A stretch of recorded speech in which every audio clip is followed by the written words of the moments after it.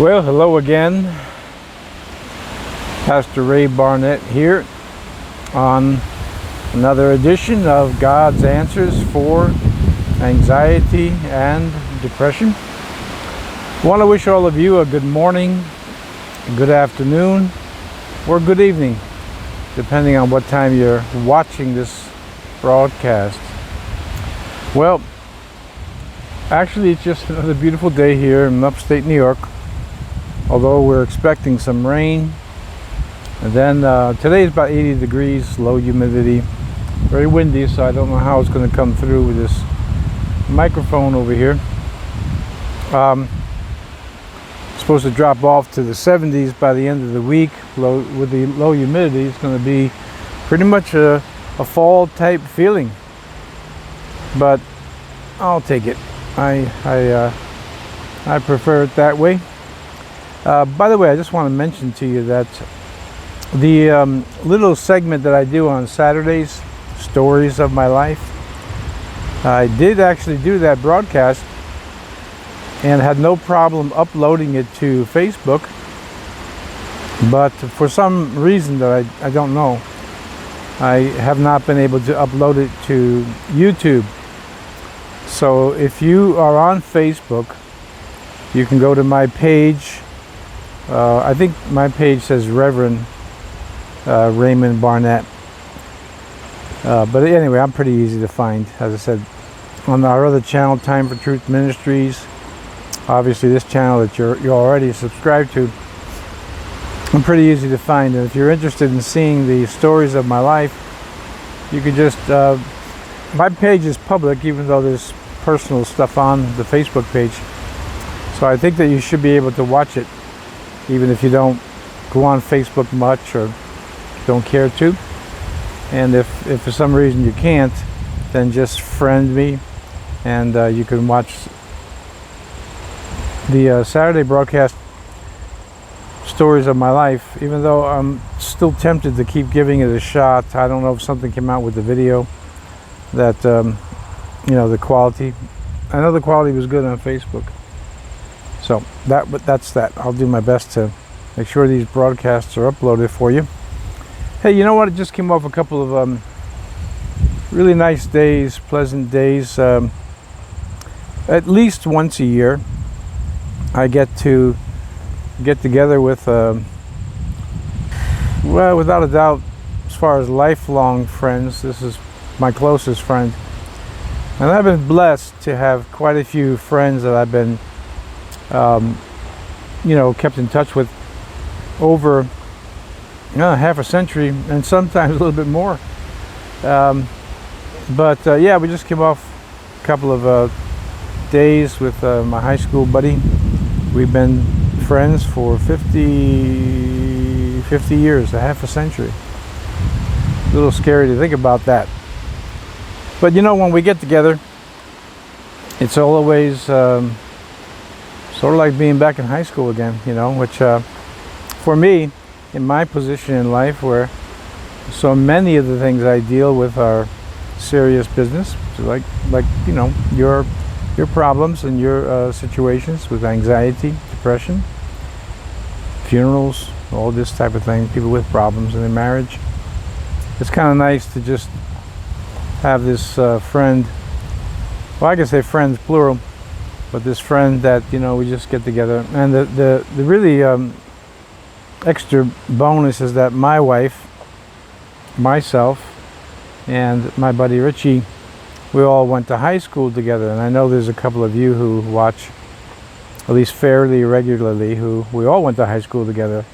It's just kind of nice, Last night, and my mom is still alive, so last night after we went out to eat, came back to the house, just sitting on the deck, cup of coffee, and sitting around till about 10:30 at night, which usually is I'm in bed by then, with my mom and my wife and my buddy Richie and myself, and just talking about a little of this and a little of that. Usually we're always reminiscing about the past, with a lot of stories that he and I have together, believe me. But anyway, it's just, it's kind of nice, it's just nice to have friends. In Christ, by the way, we need that fellowship. I'm not ashamed to admit to you, I don't have many pastor friends any longer. There's some reasons for that, but one of them is just the position that I'm in life and the way things have fallen out for me.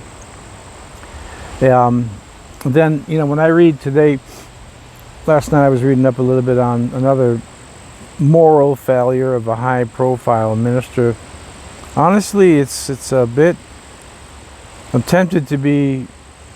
Well, it moves me. It really does. It angers me.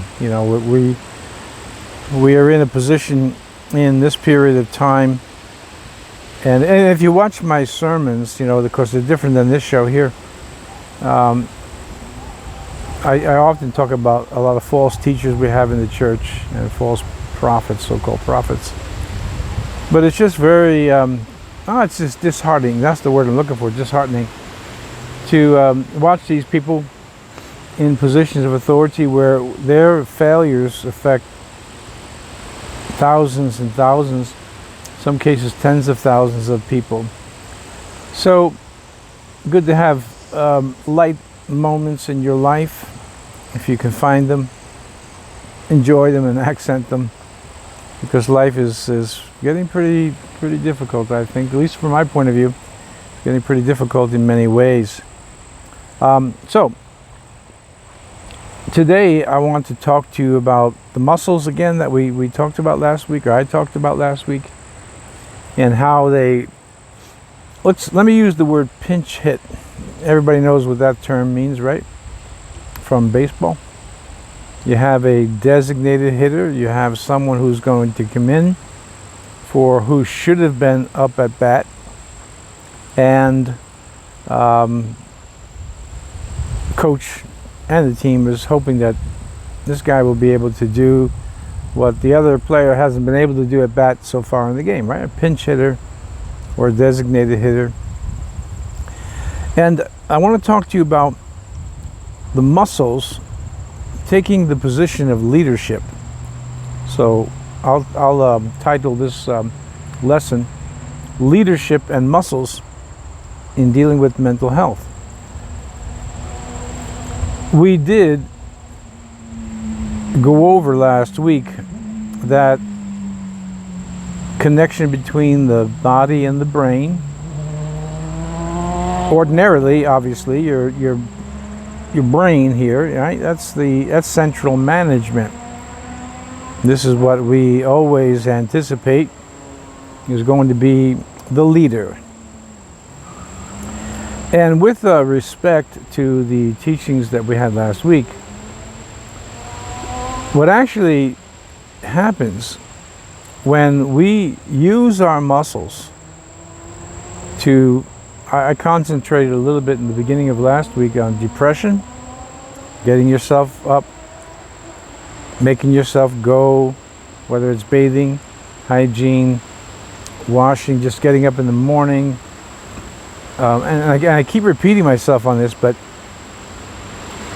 the more I talk to people and read and just I'm around, the more cases I'm running into of people that are depressed. And they don't know it. I'm sure that they don't know it. They're not reaching out for help, medicine in many cases, but their behavior is a betrayal of the fact that they're actually suffering from a depression of the mind, depression of the spirit. In any case, the muscles, what they're doing when we use them properly to get out or get up and wash, or just get up out of the bed and get up on time, and not lay in the bed and not sit in that chair and not even not thinking about the situation as much as depressed individuals are used to, just concentrating on problems, or the fatigue that we talked about, or the lethargy that we talked about. What happens is that when you give a command to your muscles to get up and move and go, to wash, to cook, to clean, to whatever, it could be anything, just to get out of the doldrums of a depression, the muscles are actually taking leadership. Now think about it. We expect and just think ordinarily that the brain makes the decisions and that's the end of the story. But in reality, that's not the end of the story. At least that's not all there is to it. When you give a command to the muscles, that no matter how you feel, you're going to get up and move anyway. You're going to get up and go. You're going to go to that fellowship at the church. You're going to go to church services. You know, I recognized over the years that some people who miss services on a regular basis, not all of them are rebels or backslidden Christians or any of that. I've recognized that some are suffering from either symptoms of anxiety and or symptoms of depression, and again, they're not aware of it. They're not even sure why. They're just, I'm just not going to go. So the muscles, what we want is when we're in a situation of depression, we want the muscles to now take leadership. Now, I'm certain that all of you watching have never thought of your muscles in that capacity. But that's precisely what they do. Up here, in the brain, the idea of danger, and we could also say, especially with regard to depression, the notion of severe discouragement. Life isn't worth living. I have nothing to live for. And you go, and then if you've had a trauma in your life, which is a very real one, you start reviewing it and rehearsing it. And believe me, I'm on my 44th year of ministry, so I understand that people have some very severe tragedies in their life causing a depression. And I'm very empathetic to that, very sympathetic to that. I've had enough of traumatic events in my own life, my wife as well, to know what that feels like. However, we still have to use the muscles to take over, because the brain becomes a cringing leader. In other words, it's retracting. So now we have to give command to the muscles through an act of the will to take over. And that's exactly what your muscles are doing. When you give a command to them, to say, okay, no matter how we feel up here, we're going out. We're going to wash. We're going to dress. We're going to clean our clothes. And we're going to put on and be careful about our appearance. The muscles need to take the lead when the brain is in a spirit of defeatism. Now this, I think, again, will be more applied to depression. However, a great portion of this also deals with anxiety. You've had enough anxiety attacks and panic attacks to be defeated by them. They rule you. They come on you at odd moments in different places without warning many times. And if you've had enough of them, and I know that so many of you have had them, I mean, you've had hundreds, maybe thousands of them, the brain becomes defeated. And this is where the muscles take the leadership. It's an important concept to understand. The muscles become the leaders, I'll say of your life, but I really mean of your body and your brain. But let's just say life. The muscles are now going to pinch hit, right? That's the term I used at the beginning. The muscles are going to pinch hit. The muscles are going to be the designated hitter, while the brain is dealing with the idea of danger, of discouragement, of defeat, and so on. The muscles are now going to say, okay, I'll take charge. And even though the thought of danger is still going, well, I would say rattling around in your brain, and defeatism and discouragement, the muscles are moving. You're up there and you're getting, you take your shower and you do all of that. And yeah, I think that it is helpful, by the way, to put on some nice clean clothes. For me, at least, there's something about clean sheets on the bed and a clean t-shirt and something that just, smells good, it feels good. So you go through this, and the muscles are now the leaders. The brain is in a state of defeatism. The brain is in a state of discouragement. The brain is in a state of dealing with the idea, wrestling with the idea of danger, which, by the way, keep in mind, that's the central focus of all these teachings, denying the idea that you are in danger. And that's really more specific, I think, to anxiety and panic attacks and fears in general. We will not do things that we believe truly is dangerous. And I have told you before, and I'll just mention it now, that the number one fear that people have, above and beyond every other fear, including the fear of death, which is near the top of the list, the number one fear that people have is public speaking. Have you ever been called upon, and maybe back in your school days, or if you're in school now and you're in college, and someone says, you get up here, the teacher says, get up, I want you, and you freeze. I remember one of our ushers years and years ago, still in the church. Today he's a board member and everything else. And I used to call on people to pray, so would you pray over the offering? And I called on him this one day, and nothing came out of his mouth. So I thought maybe he never heard me. I said, well, so-and-so, would you pray? Nothing came out of his mouth. Then I realized what happened. I called on him to pray publicly, and he couldn't do it. Well, that was back then. He's since overcome all that. He just froze. What it was behind that? Just a prayer. Well, it's the number one fear that people have. Fear of public speaking. And that's not going to happen to most of you, right? You're not going to have to. I thank God, never had that fear. I just feel very relaxed in front of people when I'm speaking. But I recognize it in others. And now the muscles got a pinch hit. So in the case of public speaking, for instance, and you got to do a presentation for your class at college or high school, and you have to, give this presentation, and it's scaring you to death.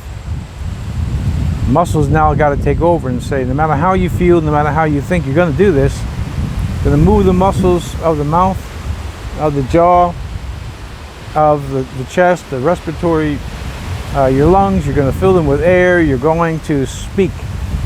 Yet at the same time, the battle is waging in the brain, right, or the mind, and everything's, like I said, just kind of rattling around, but the muscles are taking charge, and they're forcing the speech, and you can now start to apply that right down the line. Phobias. You read about people. In my case, I've talked to them, heard them, and counseled with them. And they give you an example. Let's say there's a knife on the counter, regular kitchen knife, and they have a newborn baby over there, and a thought goes into the mind that if they pick up the knife, they're going to do harm to the baby. Now, this, of course, is severe and protracted cases, not maybe yours, but it does happen in mental health issues when someone somehow associates, I keep feeling I'm going to do harm to the baby if I pick up the knife. And pushing aside the exceptions out there of people who, with intent, do these things, what has to happen there is the muscles have got to reach forth and touch that knife to prove that idea is false. It's not going to happen. And you're not going to do that. So you kind of catching the idea? The leader, the muscles must become the leaders. When the brain is in a state of defeatism, discouragement, danger, go right on down the line, for anything in the brain, in the mind, in the brain, that is holding you back and keeping you in a state of inertia, where you're not really moving. Or you may, I knew a woman, I think I told you this on several months ago, never left the house for 16 years, never left the house. Things were brought into her, groceries. She would venture out down the driveway, get the mail and go back in the house. That was it. Can you imagine being housebound for 16 years? Because she had a fear of everything. Fear of the crowds, fear of the mall, fear of meeting people. All of them irrational. Funny thing though is that to the person suffering, they don't seem all that irrational. Someday down the road I'll tell you that there is a certain logic to these fears, but we'll let that go for the moment. And so, finally one day she was given some instruction on the same things I'm telling you, and she overcame it. I actually met this woman. And so we have all these type of things out there. But the simplicity, and always remember, simplicity is not ease. These are very difficult things to do, but the simplicity of letting the muscles take charge, become the leader while the brain is in an unstable state, is a true principle of life. Many, many people have suffered from fears, including fears based on real trauma, real incidents, and overcame them, even though they may not have known the principle that you're now learning. And what they did is they let the muscles become the leaders of the fearful brain, the discouraged brain, the defeated brain. The muscles take the position of leadership, and then slowly the body-brain connection, remember that, the body-brain connection, now the muscles start to teach the brain. Then the brain says, well, you know, we were afraid of this and defeated by this and discouraged by this, but for the last month, 6 weeks, 8 weeks, we've been walking out against it anyway, and nothing bad has happened. Better yet is, hey, had a good time. I enjoyed myself. So in that respect, the muscles are now teaching the brain. And I just remind you again of the discovery in the last few decades, and more discoveries coming, of how the body has other brains identical, at least in some functions, identical to the one that's inside the cranium. Little brains, they're actually nicknamed little brains, and the muscles have actual neurons in there, not just the ones coming from the nervous system, but like the heart. The heart has a little patch over here, the sinoatrial node. That little patch of cardiac muscle controls the rhythm of the heart. That's why when they put a pacemaker in, that's what it's doing. It's compensating for the whatever is wrong with the sinoatrial node. And then you have a ventricular node as well. It's controlling the beating of the heart. Pacemaker inserted takes over for a heart that's got some kind of injury or some type of sickness. All right, we want our muscles now to do the same thing. Take over for the brain. Regardless of the thoughts, you step out against them anyway. You go about the business. You make your plans. You follow through. In case of anxiety, you make yourself sit still. Stop drumming on the fingers, even though I still do it myself. And not from nervousness, just because I'm a drummer and a musician. You sit still. Control your mouth. All right, all with one point here today. It's the muscles now that are becoming the leaders of the body, and specifically of the brain. All right. Hey, before I go and I pray for you, I'm going to pray for you now. Would you remember me in prayer? I prayed over that last upload that I did Saturday. I still have it on my phone here, but I haven't been able to get it uploaded. So keep me in prayer, because I need prayer as much as you do. But let me pray for you. So Father, I just ask you again, touch my friends, and don't let the devil rob us because of some quirk of this technology. Help things to go smoothly, God. In any case, give today my friends there the courage to bear their discomfort, and let the leaders become the muscles, or rather the muscles become the leaders of a discouraged, defeatist, or brain dealing with the idea of danger. Give them peace and serenity. In Jesus' name I pray. Amen. Okay, I'm praying for some of you who are writing to me, so please keep me in prayer as well, even if you don't make comments or write. I'd appreciate it. And if you haven't subscribed, you want to hear more of these lessons, there's going to be a lot of them, just subscribe to the channel and make sure you hit the notification button. That's important too. All right, God willing, I'll be with you here again tomorrow on God's Answers for anxiety and depression. See you then. Thanks for being with me.